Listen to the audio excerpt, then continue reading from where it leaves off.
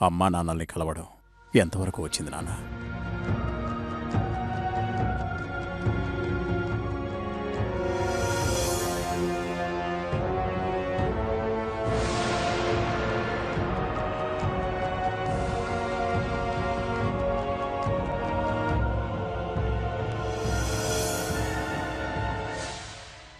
కలిశాను. కలిసావా? ఆర్కేని శాంతిని కలిసావా? ఏమన్నారు? మీరనుకున్నట్టుగా కాదు. అమ్మకి నా ప్రాజెక్ట్ విషయం తెలిసింది, వచ్చి చూసింది. నన్ను కాదు, నా హాస్పిటల్ని. తనకు చాలా నచ్చింది. తను ప్రాజెక్టులో హెల్ప్ చేస్తానంది.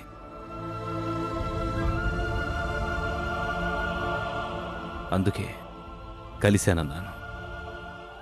నేను అమ్మని చూశాను, అమ్మ నన్ను చూడలేదు. నా ఆలోచనల్ని, నా పనిని చూసింది.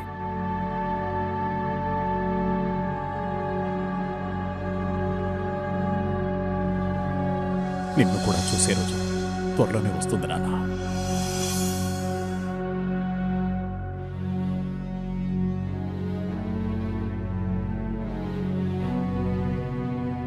అంతా మంచి జరుగుతుంది. నా కేసు కూడా క్లోజ్ చేస్తారనుకుంటాను. కోర్టులో ఫైనల్ హియరింగ్ అయింది. సత్య, మధురిమ అంతా వచ్చారు. నాకు ఆ ఐఏఎస్ ఆఫీసర్ మరణానికి ఎటువంటి సంబంధం లేదని రుజువు అవుతుంది. నేను చేయని నేరానికి నన్ను జైలు పాలు చేయాలని చూశారు. ఎంత మదనపడ్డాను. మీ నాన్నని హెల్ప్ అడిగాను. నువ్వు తప్పు చేయకపోతే న్యాయం, చట్టం నీ వెంటుంటాయి అన్నారు. ఆర్కే నాతో ఉన్నారని అర్థమైంది. ఆర్కే ఉన్న చోట అన్యాయం గెలవదు. ధైర్యంగా ఉన్నాను, నిర్దోషిగా నిలబడ్డాను. ఆ సంతోషం నీతో పంచుకోవాలనొచ్చాను. నేనిక వెళ్తాను బాబు.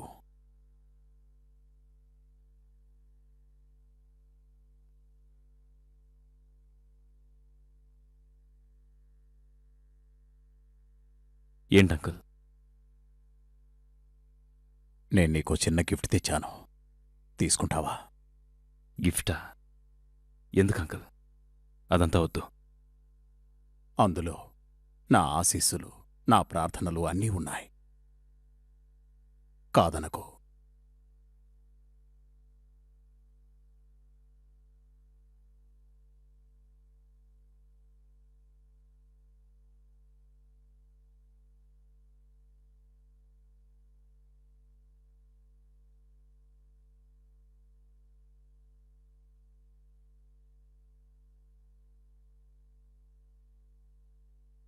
ఎప్పుడు నీతోనే ఉంచుకో. Thank you uncle. భగవంతుడు నిన్ను చల్లగా చూడాలి.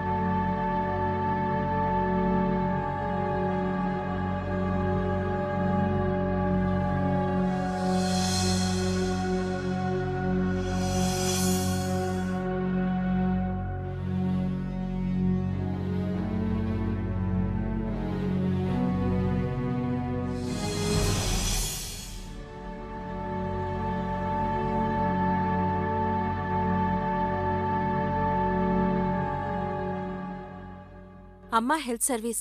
మీ హస్బెండ్ మున్నాదా? ఆలోచన, పెట్టుబడి అంతా తనదే. నడుపుతున్నది తనే.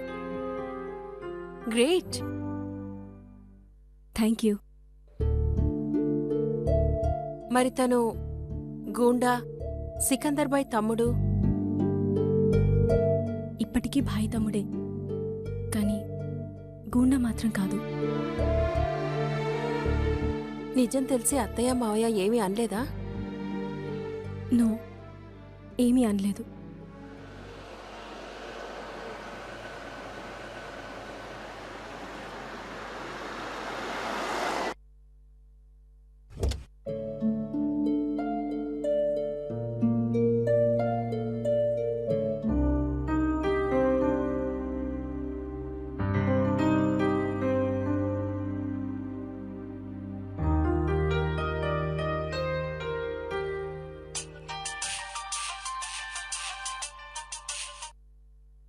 హలో మోహన్, హలో మేడం, నేను వచ్చేసాను. 1 మినిట్. మోహన్ వచ్చేశాడు. లోపలికి తీసుకొస్తాను పల్లవి. ఆంటీ, మోహన్ వచ్చాడు. ఓ, వస్తున్నాను. ఉమ్.